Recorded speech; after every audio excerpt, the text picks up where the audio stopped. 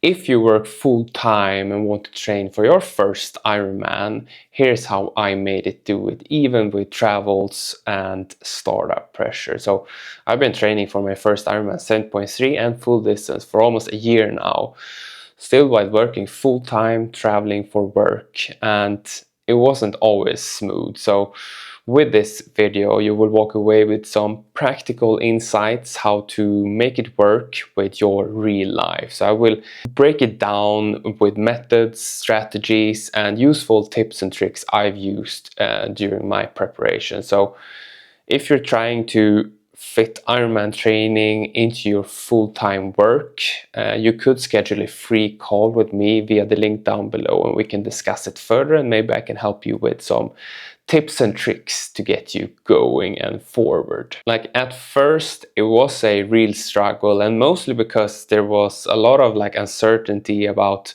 my sessions, the duration of them, and how much time I needed before and after the sessions. But as soon as I learned the extra buffer I had to plan before and after my sessions, it of course got a lot easier. And I had early mornings to train and evenings to train during the work days.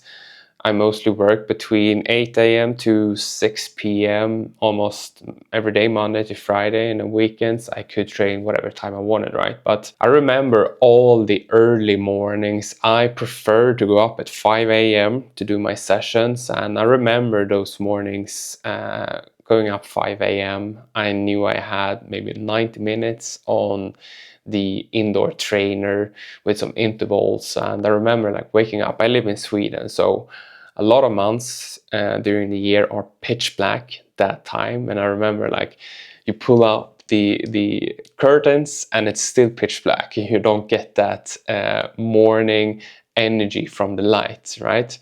And yeah, it was a real struggle in the beginning, but I still enjoyed those sessions. It was hard getting into it, but I eased up, and I always finish those sessions very strong, happy, and energized, and ready for the day. And what's important is that you need to build a structure that really works for you. And I figured out my rhythm and the way I needed to do it forward.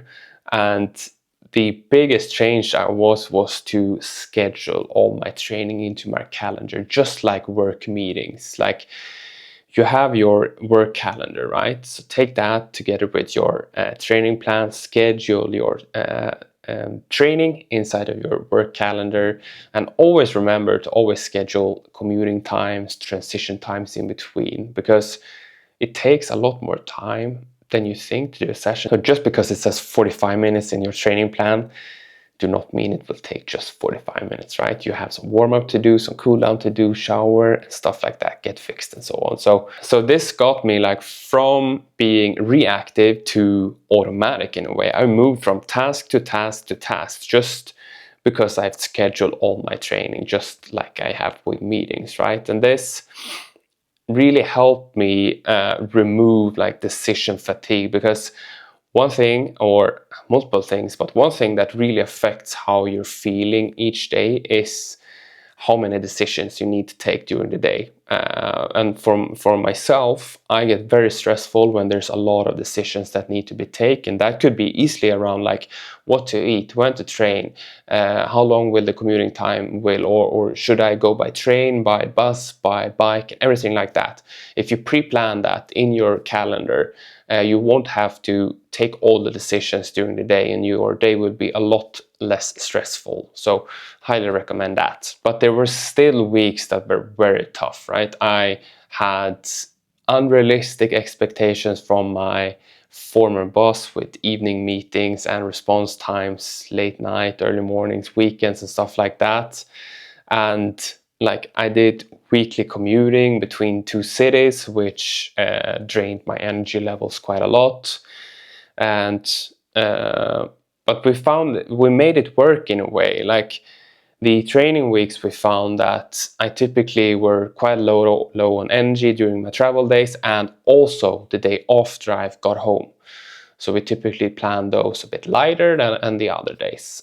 Very tough. And we got through it and we find ways going forward, right? But overall, it worked out, and I've got almost 12 months forward now of training for an Ironman and working full time.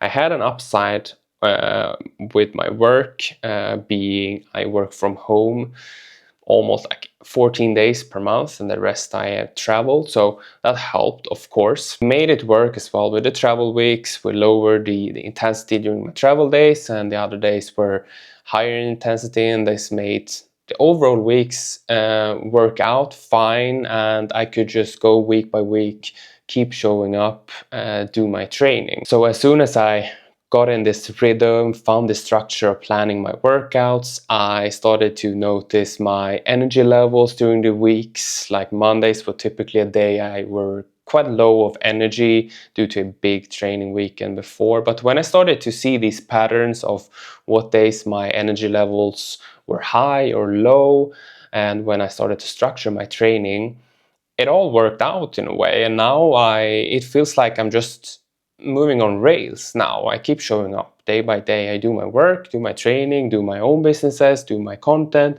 stuff like that, and I still make it work. And I believe there are multiple ways of doing it work for yourself, but there were a few things that really helped me out with this preparation, that's for sure. So if you're starting out and maybe you need help balancing and structuring your training and your life in general, you could book a free strategy call with me via the link down below, and we can discuss that further.